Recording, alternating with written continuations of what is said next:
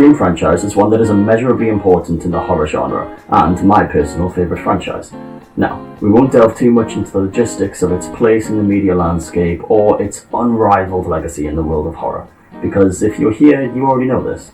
Instead, I'd like to focus on the franchise's most recent developments, as it's been in a very good place for the last 2 years, and appreciation of it is in a well-deserved renaissance. Despite its many downfalls and holes in its story, I and many critics do really care for Scream 2022, and Scream 6 was my personal most highly anticipated release, a record that can only be topped by the eventual release of Scream 7.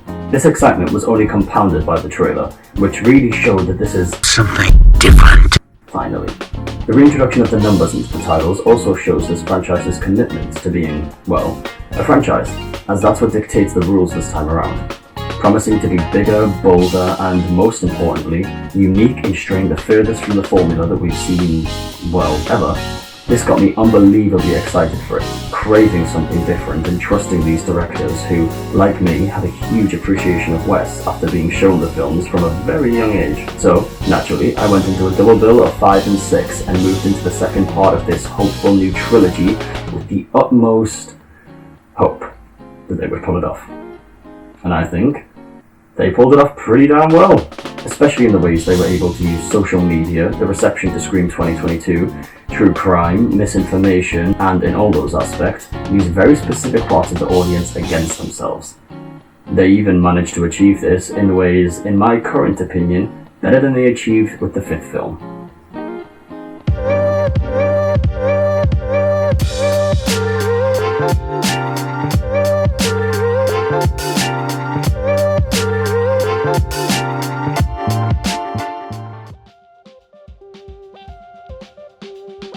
With the announcement of the release of Scream 2022, many fans were hesitant as the project was obviously without former leader Craven. And, at this time, certain internet subcultures were beginning to riot over film franchises such as Star Wars, or, as named in Scream 2022, Child's Play, Halloween, Saw, Terminator, Jurassic Park, Ghostbusters, Flatliners, and Black Christmas, or more specifically, their most recent installments. Some of these films even got hate before coming out, but hey, you're watching this on YouTube, so I don't need to explain a dingy motel to its guests now, do I? With all this hesitation from people going into Scream 5 not knowing how it would be handled, the creative team tasked with the challenge must have felt a sense of daunting pressure. So, what did they do? Like any good creative, they channeled it into their work, making the killer's motive a reflection of that exact same thing: toxic fandom. In 2022, fans were met with a pretty thinly veiled mirror to certain parts of many fan bases. Specifically, toxic Stab fans as an allegory for toxic Star Wars fans and Last Jedi haters, as well as any toxic Scream fans out there. And, opening to the franchise's biggest box office results to that point, that same creative team were tasked with, in some fans' eyes, topping themselves again.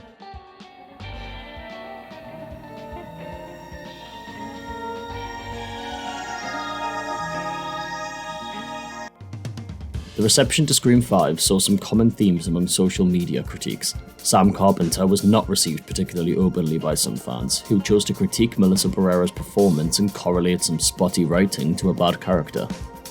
So, having been tasked with once again making a standout film in a franchise so important to them, writers James Vanderbilt and Guy Busick did what they'd been able to do so effectively with the 5th installment, and in every installment prior to their involvement, and hold a mirror to that ever-important 4th wall in a way never before possible for the franchise. With social media being at the forefront of everything today, the writers had access to the opinions and speculations of fans more easily than ever before, and in doing so, they could pinpoint what fans longed for and choose exactly how to play those situations within the film. Sam was hated online, so her arc in this film has a huge grounding in her being a maligned, misunderstood, and misrepresented social media figure, obviously not by her own doing. In this, Sam is allowed to almost confront the audience in being able to express her sadness at being a hated online presence. And in this, the writers demonstrate a better use of that online observation. Instead of crafting a film wherein the structure is defined by their observations, as was with 5, they were able to use fan criticism or perceptions to craft a compelling character conflict. In making the 6th installment's mirroring aspect, and one focused on the perception of Sam as a bad final girl, they're able to redeem Sam in many spectators' eyes by incorporating perceptions of a character who fought so hard and still couldn't win over the internet, because nobody can. Except Jenna Ortega.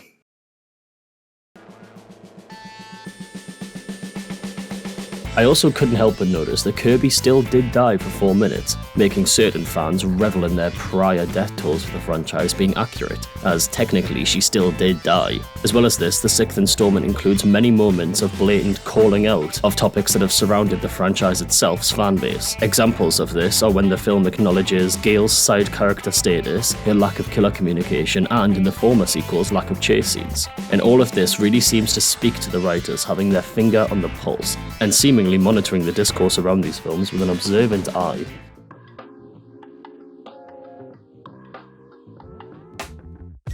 More evidence of this is in their observations of fan conspiracy theories, a very present theme in the film. Speculation going into Scream 2022 and then into Scream 6 about the killers was naturally rampant, but one theory prevailed through them all and broke the barrier of the cinema screen.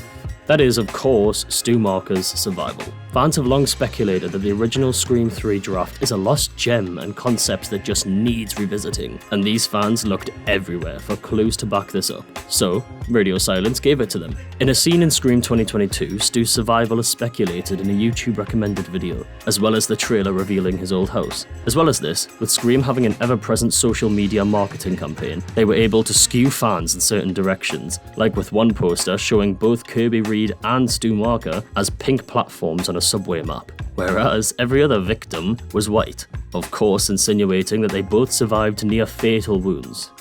This is a theory that, as well as being shown in 5 as canon in-universe, is also displayed in the 6th film, where it is mentioned by Mindy to Kirby. Side note, I love this interview showing that Courtney Cox had no idea this was a theory. Oh, you don't like that he's alive? I don't like Neither that. do honestly, I might agree. Wait a minute. There we go. They think that Stu's still alive. Who does? People. The internet.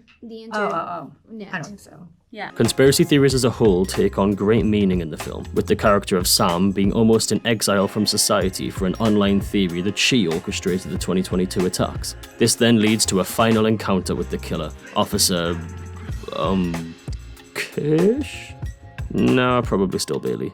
When Sam pleads for him not to kill her over simply the theory, he completely shoots it down, flippantly tossing it aside as a motive because his is simply good old-fashioned revenge. He proclaims that the prior suspected motive of the 2022 killer secretly being Sam is simply some conspiracy theory on the internet, teasing fans who blindly buy into online theories as inevitabilities. Those fans who can't enjoy a movie that isn't specifically fitted to their ludicrous theories.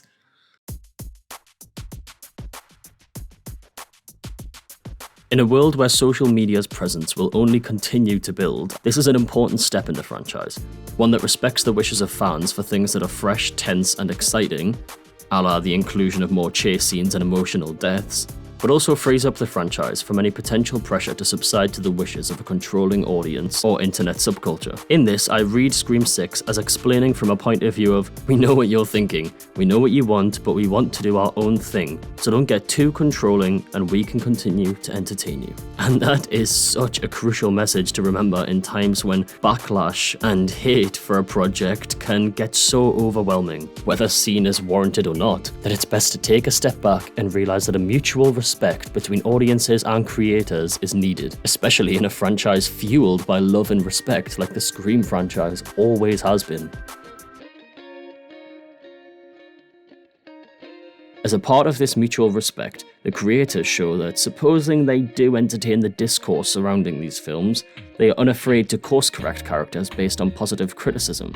Mindy was seen as lacking a real gravity for the situation in Scream 2022, so her journey in this sees her hit emotional lows from the brutal death of a loved one. Kirby was likewise seen by fans as cavalier in that it is succeeding her best friend's death, So here we see the emotional effects of Jill and Charlie's betrayal and the lasting effects that this franchise's events had on her psychology. In the whole franchise, Gail has never got a call, so they, rather ham-fistedly, acknowledge that and hand the phone to her for a set piece. If they do listen and they are paying attention, which I assume they must be, they are showing that they do care about what fans want and are willing to give them those things should they fit within the film and are reasonable requests.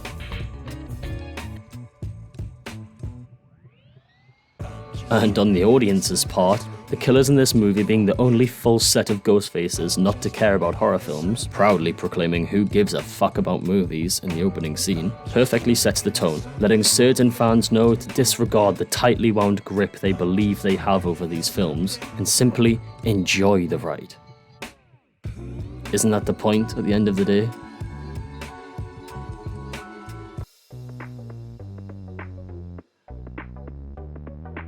Though Scream 2022 did a good job of portraying this message, a very large part of me feels that Scream 6 was the film that Radio Silence really wanted to make. One analogy we always use that if Scream 5 was the greatest hits, this one is the punk rock B-side. And that it more subtly and effectively handles the ways in which its messaging and themes are interwoven with the characters and killers. I think Scream 6 was an amazing movie, and I love exploring its layers. Its commentary on true crime was so prevalent throughout that it deserves a video in and of itself, which it'll probably get. Until then, I look forward to seeing how this 6th installment ages with time, as commenting on the contextual landscapes of films so thoroughly can risk the film's aging poorly. Thankfully, I think Scream 6 did this subtly enough to where it won't impact its future standing negatively within the franchise. Like any good commentary or satire, it fits perfectly with the characters and their emotional journey. I can't see it aging the film any more so than its other sequels' very contextual references do, as through the characters' arcs, each film remains relatively ageless. This installment met my high hopes amazingly and was honestly an adrenaline ride. And though I await and expect Scream 7 news imminently, I am more than content to sit back in revelry and watch all 6 films, happy to be in a world where we continue to get more Scream. Aren't you?